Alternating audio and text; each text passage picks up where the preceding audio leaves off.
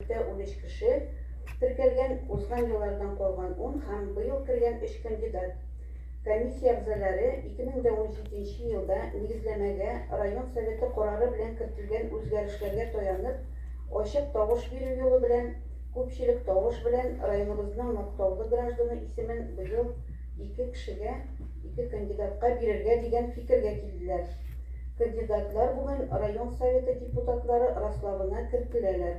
Birinci kandidat Hayretdinov Fuat Gılaş улы, 73 yaş, 48 yılda Arbor avulunda туган, 2010 yıldan hizmet veteranı, bilimi yukarı, 71 yaş, 51 yılda Orça rayonunun Tüben Kışalım avulunda туган, 2010 yıldan Мәгариф hizmet veteranı, bilimi yukarı, Kazan Devlet Pedagogik İnstitut'un 1980 хатын-кызларының иҗтимагый оешмасы җитәкчесе.